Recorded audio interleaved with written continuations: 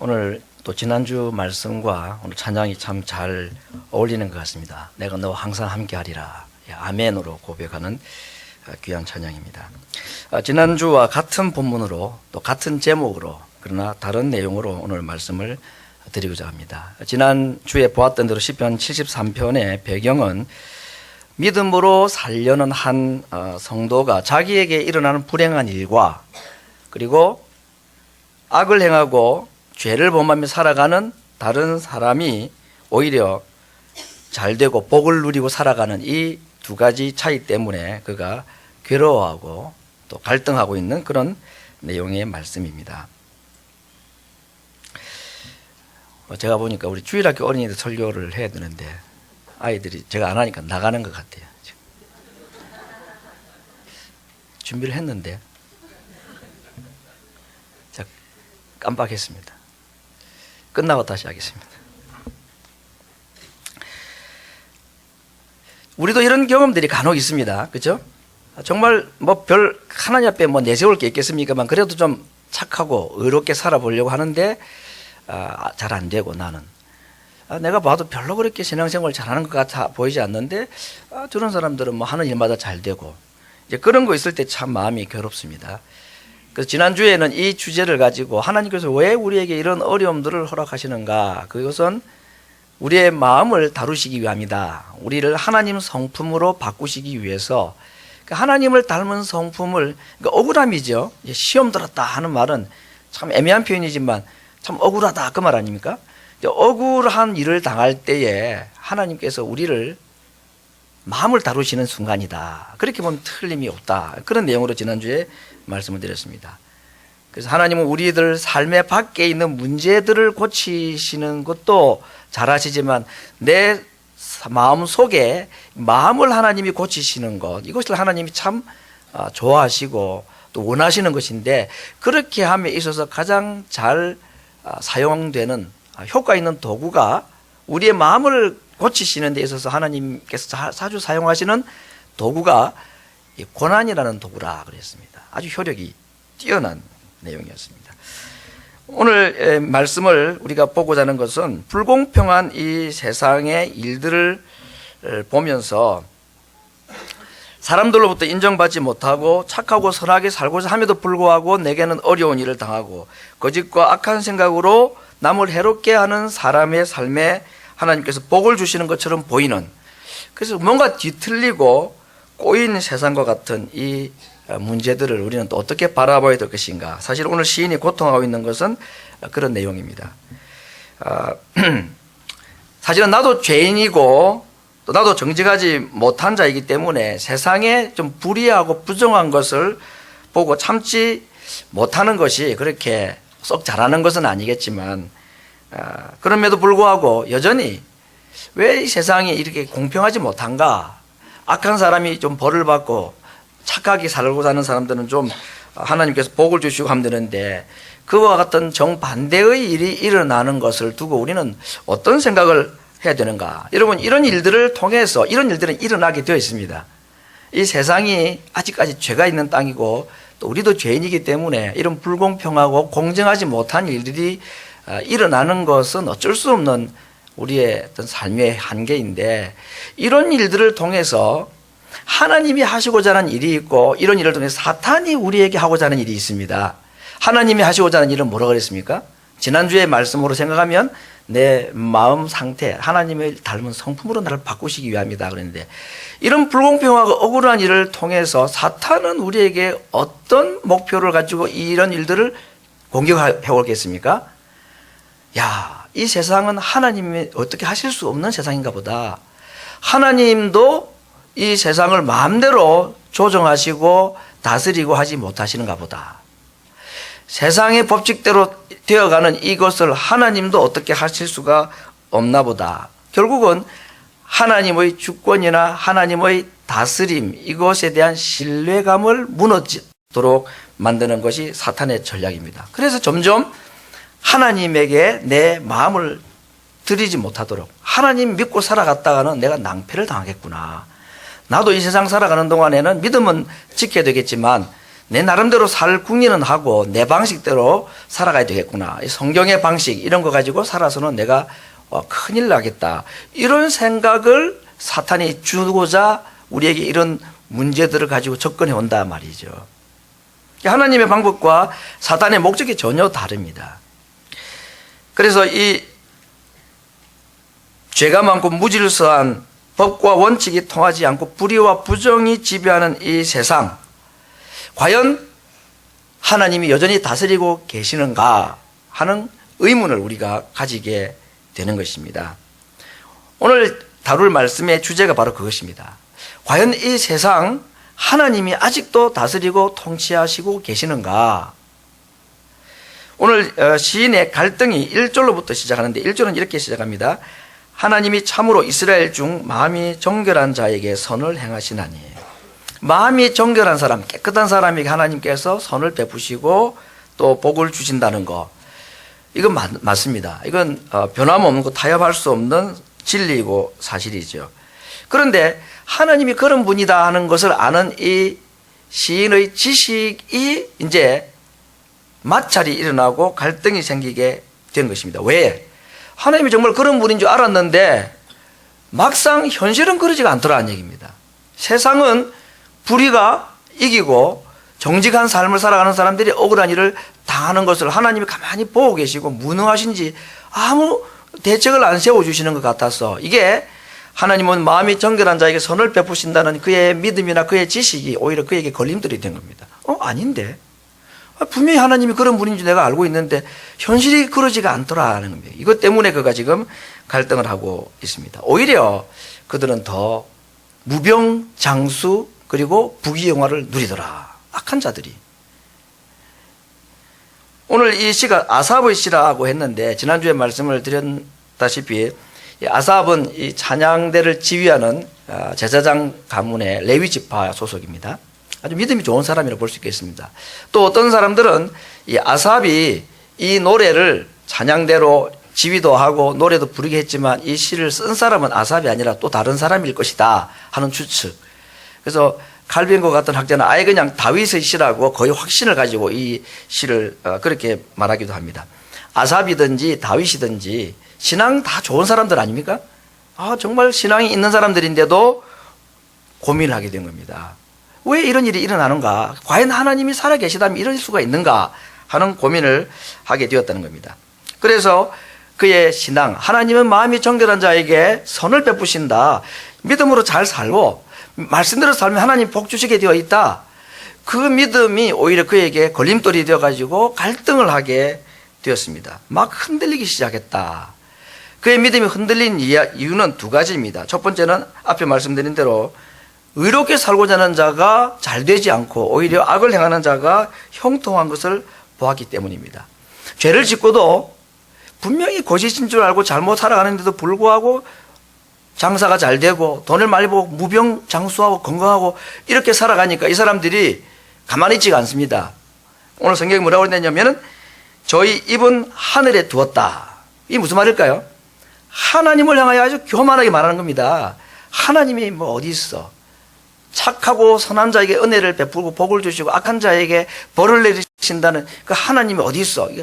저희들의 입은 하늘에 있고 저들의 혀는 땅에 두루 다닌다. 땅에 있는 가난한 사람들, 의롭게 살고 착하게 살고 정직하게 살면서 정말 가난하게 사는 그런 사람들에 대해서 아주 무시하고 그래서 교만하고 거만한 모습, 이걸 이제 봐야 되는, 눈을 뜨고 봐야 되는 거예요. 얼마나 고통스럽겠습니까? 그런데 사실 오늘 이 시인이 정말로 고통스러웠던 것은 선인이 잘못되고 악인들이 형통한 이것을 보고 그들이 교만하고 하나님도 없고 사람도 정말 안하무인입니다. 자기밖에 모르고 교만하고 거만하고 이런 모습도 참 꼴보기가 싫고 마음이 참 아프지만 그가 정말로 괴로워했던 것은 또 다른 이유 때문입니다. 악인들이 이렇게 잘 되는 모습을 본 일반 백성들이 보인 반응 때문에 오늘 이 시인이 정말 더 괴로워하고 있습니다. 10절 말씀은 이런 말씀이 있죠. 그러므로 그 백성이 이러기를 돌아와서 잔에 가득한 물을 다 마시며 말하기를. 여기 백성이라는 것은 이스라엘 백성들을 말하겠죠.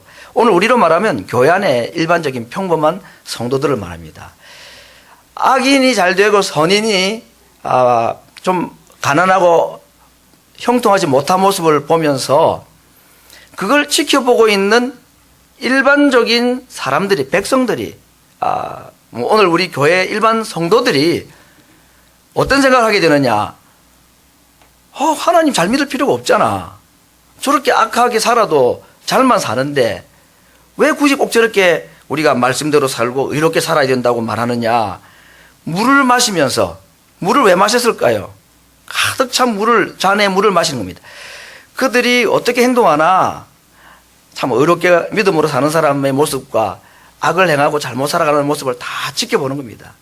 그런데 이들이 더 잘 되고 오히려 그들이 하나님이 교만하게 말하고 사람들을 아주 무시하고 그런 모습을 가만히 지켜보고 이거 어떻게 맞는 얘기인가 이러다가 마지막 딱 결론을 내린 겁니다. 물을 벌컥벌컥 긴장된 마음을 딱 달래면서 굳이 그렇게 사는 게 아니구나. 그렇게 힘들게 의롭게 믿음으로 착하고 정직하게 살고 그렇게 할 필요가 없어.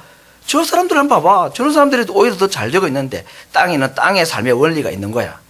그렇게 결론을 내리고 한 명, 두 명 가만히 중립적인 위치에 있다가 이 악인들에게로 한 명, 두 명 몰려가기 시작하는 모습을 보고 아삽인지 다윗인지 모르지만 이 시를 쓴 사람이 거기서 고통하고 있는 겁니다. 자기는 마음이 그래도 아니야. 그래도 믿음으로 살아야 돼. 그래도 의롭게 살아야 돼. 그렇게 마음을 딱 다짐을 하고 있는데 다른 사람들이 설금설금 한 명, 두 명 아니야. 그게 아닌 것 같아. 이러면서 자리를 옮겨서 불의한 자들의 대열로 들어가기 시작하는 모습을 보면서 이 시인도 갈등이 고조가 된 겁니다. 아니 이러면 안 되지. 정말 나만 남는 것인가? 내가 가지고 있는 이 생각을 가진 사람이 이제는 나 외에는 없단 말인가? 영적인 외로움을 그가 고독감을 느끼기 시작했던 것 같습니다. 그러면서 그들이 말합니다. 백성들이 뭐라고 이제 말하느냐. 11절에 하나님이 어찌 알랴. 지극히 높으신 자에게 지식이 있겠느냐. 이 땅에서 죄짓고 잘못된 삶을 살아가는 사람들, 저들이 자기들 방식대로 돈을 다 벌고 자기 방식대로 다 성공하고 있는데 하나님이 저 사람들이 저런 무슨 잘못을 하고 있는지 알기나 할까? 하나님 관심도 없을 거야. 안 보실 거야. 하나님 생각하면서 괜히 이 땅에 그렇게 의롭게 깨끗하게 믿음으로 살려고 할 필요가 없어. 그렇게 백성들이 하나같이 입을 모아서 그렇게 말하면서 죄인들의 길로 들어가기 시작하는 모습을 이 시인이 보게 된 겁니다. 그게 괴로운 겁니다. 이제 어떻게 돼야 되나. 이것이 시인의 진짜 고통이고 괴로움이었습니다. 자기 한 명이야 끝까지 믿음으로 지키고 의를 지키고 살아간다 할 수 있지만 교회 안에 다른 일반적인 성도들이 믿음에서 흔들리고 믿음의 원리를 떠나고 세상의 원리를 따라 살아가는 것을 볼 때에 그가 크게 당황을 하고 그래서 그 백성들이 믿음에 떠나는 모습을 보면서 그의 절망감은 극에 달합니다. 그게 바로 13절에 있는 말입니다. 백성들이 하나둘 죄인의 길로 들어가기 시작하면서 세상의 원리를 따라서 믿음을 떠나고 살아가는 모습을 보면서 오늘 이 시인은 이렇게 말합니다. 내가 내 마음을 정의하며 내 손을 씻어 무죄하다 한 것이 실로 헛되도다. 나는 종일 재앙을 당하며 아침마다 징책을 보았도다. 나는 내 믿음 지키겠다고 했는데 이게 쓸모없는 죄였구나. 사람들은 다 자기 길로 다 가지 않느냐. 악인의 형통을 보고 끝까지 마음을 지키고 손을 깨끗이 해야 되겠다고 다짐했던 이 시인도 이제는 한계에 도달하였습니다. 자신의 믿음마저도 이제는 흔들리기 시작한 것입니다. 자기도 이 악인의 무리로 옮겨서는 그 사람들, 백성들의 자리에 함께 가야 되는가 하는 그런 생각에 봉착하게 된 것입니다. 여러분, 오늘 여기까지가 이 시인이 당하는 두 가지의 큰 고통의 이유입니다. 악인이 잘 되는 것을 보고 그가 좀 실망했지만 그 중립 지역에 있던 사람들조차도 이제는 우르르 그쪽으로 가기 시작을 하면서 괴로움을 가지게 된 것입니다. 여러분, 이때 하나님께서 이 시인을 어떻게 붙잡아 주시는가? 이런 갈등을 하고 있는 사람을 하나님께서 그냥 가만히 보고 계시느냐? 참 하나님이 놀라운 자비로운 분이십니다. 그 고통하는 사람을 하나님께서 내버려 두지 않았습니다. 그를 붙잡아 주셨다 그랬습니다. 15절 말씀. 내가 만일 스스로 이르기를 내가 이렇게 하리라 말하였다면 주의 아들들의 시대를 대하여 괴유를 행하였으리이다. 한글인데 참 어렵습니다. 무슨 말인지 하나도 모르겠습니다. 내가 만일 스스로 이르기를 내가 이렇게 말하리라 하였다면 주의 아들들의 시대를 대하여 괴유를 행하였으리이다. 어렵죠. 그래서 제가 이 말의 의미를 칼빈 주석을 그대로 인용해서 제가 다시 한번 인용을 해봅니다. 그러면 조금 이해가 됩니다. 자, 15절 말씀은 이런 뜻으로 칼빈을 해석했습니다. 만일 내가 그러한 악한 생각과 의심에 동조했다면, 어떤 생각, 누구 생각이죠? 백성들의 마음이 흔들려가지고 죄인의 길로 들어서는 그 사람들 생각에 내가 동조를 했다면 나는 괴휴를 행하였던 것이다. 그랬습니다. 나는 죄를 짓는 것이다. 악을 행하는 것이다. 그 다음에 우리 한글 성경에 없지만은 볼지어다. 의인들은 아직도 땅 위에 남아있고 주께서는 주를 위하여 각 시대에 몇몇 사람들을 남겨두셨나이다. 12절에 보니까 볼지어다 이들은 악인이라 그랬습니다. 악인들이 흥황하고 복을 누리는 걸 보면서 처음에는 시험이 들고 왜 저럴까? 왜 저렇게 하나님이 내버려 두실까? 그랬는데 이 시인이 내린 결론이 무엇입니까? 봐라! 볼지어다! 영어로 behold라 그랬습니다. 봐라! 그래봤자 저들은 악인이고 그래봤자 저들은 죄인이다 하고 그들의 마음에서 돌이켰습니다. 그런데 왜 또다시 흔들립니까? 그의 마음이 일반 백성들이 따라가니까 나 혼자 남는가? 이렇게 막 흔들리고 있을 때에 하나님께서 또 한 번 그를 붙잡아 주시는 이야기입니다. 그 얘기가 뭐냐? 볼지어다. 15절 우리 한글 성경에는 생략되어 있습니다. 영어 성경도 있고 원어에도 다 있는 것입니다. 볼지어다. 바로 12절에 있는 그 단어를 그대로 사용합니다. 볼지어다. 그래봤자 저들은 죄냐. 저래봤자 저들은 악인이고 저들의 가는 길은 뻔해. 안 가 그 길로. 다윗이 아삽이 그렇게 결심을 했는데 사람들이 우르르 따라가니까 또 마음이 흔들리다가 마음에 하나님께서 주신 확신이 있어서 그가 말합니다. 볼지어다. 누구를 보란 말입니까? 이번에는 악인을 보는 게 아니라 누구를 보라고요? 주께서 이 땅에 남겨두신 의인들을 보라 말했습니다. 주께서 이 땅에 남겨두신 의인들은 지금 어떤 모습으로 살고 있습니까? 가난하고 여전히 억울한 상황에서 고통당하고 있습니다. 그가 말했던 보라고 하는 악인들은 어떻게 되겠습니까? 그들은 지금 잘 되고 있습니다. 악을 저지르고 흥왕하고 복을 누리는 사람들을 보아라. 그 다음에 다윗이 또는 아삽이 누구를 보라 그럽니까? 주께서 그래도 이 땅에 남겨두신 의인들도 보아라 그랬습니다. 그 봐봤자 별거 없는 사람들, 여전히 가난하고 불행하고 이 땅에서 정말 처지고 내세울 것 없는 사람을 살아가는 사람. 근데 여러분, 오늘 이 시인이 그 죄짓고 떵떵거리는 사람들 앞에 누구를 세웁니까? 가난하고 이 땅에서 처지고 뒤처진 약한 의인들을 내세운 겁니다. 그들과 맞닥뜨리게 만드는 겁니다. 자, 이제 두 사람을 보아라는 겁니다. 이 땅에서 죄짓고 이 땅에서 풍성한 삶을 누리며 살아가는 사람, 그리고 이 땅에서 가난하고 병들고 별로 내세울 것이 없는데 그래도 믿음으로 살고 말씀으로 살겠다는 사람, 누구를 택할 것인가 보아라 그랬습니다. 누구를 택하겠습니까 여러분? 지금 현실을 보면 이 사람들을 택하겠죠. 그런데 결국을 보면 맨 마지막을 본다면 이 길을 택할 것이 아니라 우리가 이 길을 택해야 된다. 하나님 앞에서 정말 말씀대로 믿음으로 이 시대를 살아가겠다는 가난한 사람들을 오늘 이 시인은 신앙의 모범으로 모델로 세우면서 저들을 보라. 하나님께서 아직까지도 이 땅에 남겨두신 의인들, 소수의 무리들을 보라. 그렇게 말하고 있습니다. 오늘 이 시인이 누구를 보고 자신감 있게 이 복을 누리고 있는 죄인들 앞에 가난한 의인들을 내세운 사람이 누군지는 모르겠습니다. 참 이 사람들이 복된 사람 같아요. 이들을 보라.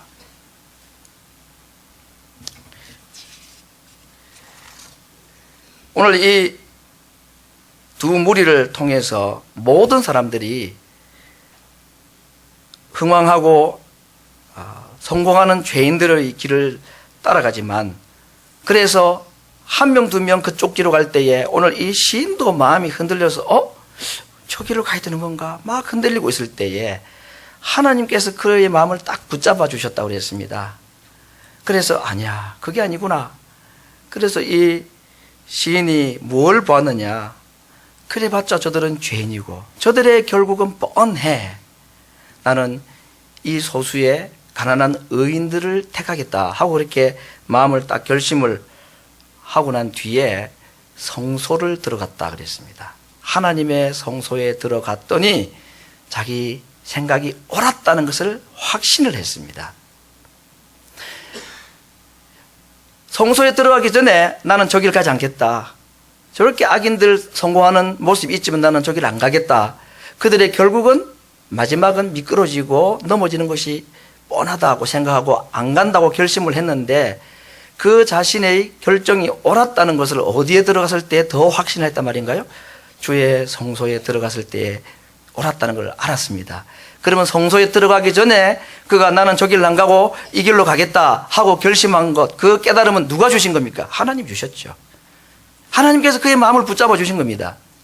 그리고 성소에 들어갔을 때 그 마음을 확신하게 되어서 아, 그렇구나. 그때 내 순간에 이럴까 저럴까 고민하였는데 그때 그 생각을 한 것이 하나님이 주신 깨달음이었고 그걸 하기를 잘했구나 하고 성소에 들어가서 그가 깨달았다고 말했습니다. 그래서 성소에 들어갔더니 두 가지 사실을 하나님께서 더 깨닫게 해주셨습니다.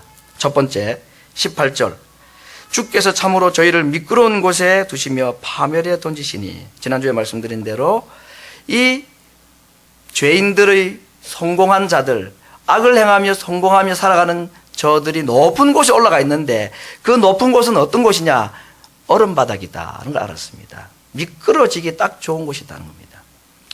높은 곳에 올라가서 미끄러지면 많이 다칩니다. 그렇죠?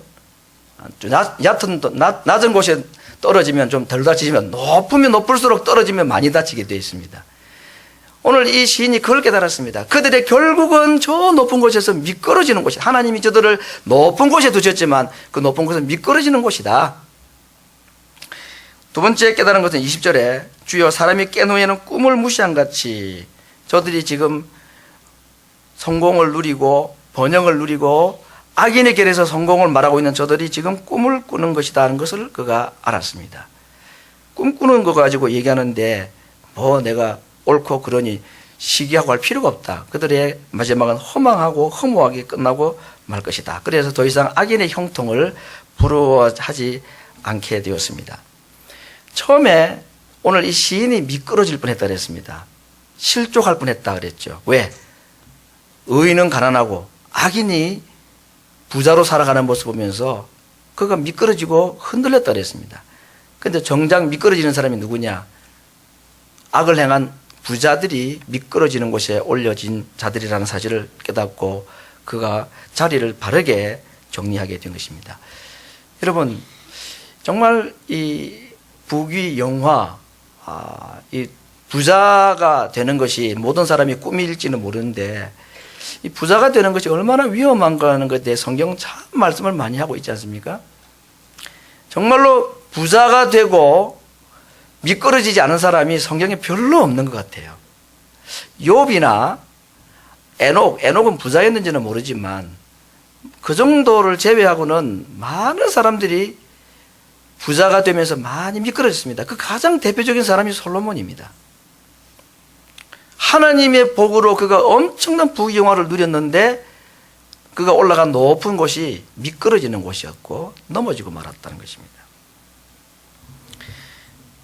악인의 형통을 보고 처음에는 이 시인이 미끄러질 뻔하고 오늘 성경에 이런 표현이 있습니다.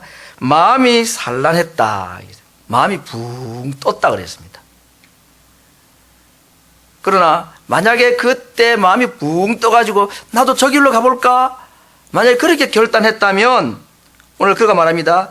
나는 무지한 짐승과 같을 뻔했다 그랬습니다.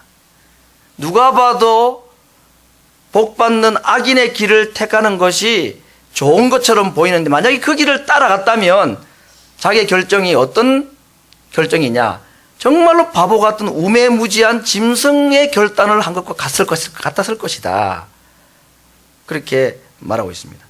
그리고 하나님께서 그의 마음을 붙들어 주셔서 성소에 들어가서 그들의 결과를 알게 되고 그의 마음의 확신을 다시 가지고 회복을 하는 이야기. 이것이 오늘 읽었던 73편의 이야기입니다. 그리고 그 성소에서 그 확신을 가지고 난 뒤에 찬송을 하는 이야기가 24절부터 28절에 기록이 되어 있습니다. 한번 보겠습니다. 뭐라고 찬양을 하는가? 주의 교훈으로 나를 인도하시고 후에는 영광으로 나를 영접하시리니 하늘에서는 주 외에 누가 내게 있으리요 땅에서는 주밖에 나의 사모할 자 없나이다. 내 육체와 마음은 쇠잔하나 하나님은 내 마음의 반석이시요 영원한 분기시라. 대저 주를 멀리하는 자는 망하리니 음료같이 주를 떠난 자를 주께서 다 멸하셨나이다. 하나님께 가까이함이 내게 복이라. 주 여호와를 나의 피난처로 삼아 주의 모든 행사를 전파하리이다. 하나님께서 붙들어 주신 그 마음을 가지고 그가 죄인의 길에 서지 않겠다고 다짐하였을 때 하나님께서 주신 그 마음을 그렇게 찬양으로 고백하고 있는 것입니다. 오늘 제가 이 말씀을 준비를 하면서 찬양 가사 하나가 떠올랐습니다. 최용덕 씨가 작곡 작사한 굉장히 우리에게 알려진 곡인데 제가 이 가사를 그대로 한번 우리 오늘 말씀을 생각하면서 고백을 하면 좋겠다는 생각이 들었습니다. 스크린에 가사가 나옵니까? 우리가 걷는 이 길은 보기에 좁고 험하며 찾는 이 매우 적어서 외롭지만 하는 이 가사를 우리가 한번 아시는 분들은 소리를 크게 내서 같이 한번 부르도록 하겠습니다.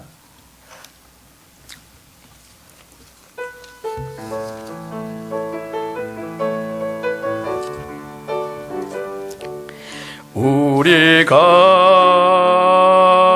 걷는 이 길은 보기에 좁고 험하며 찾는 이 매우 적어서 외롭지만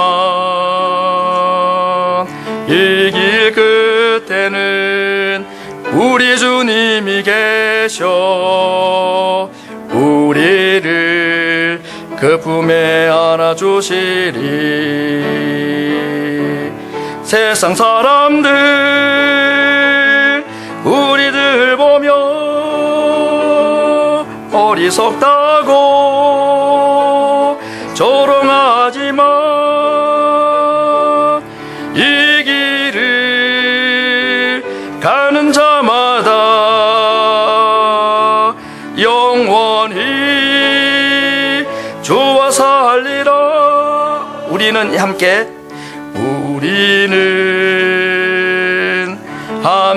이 길을 선택한 형제자매요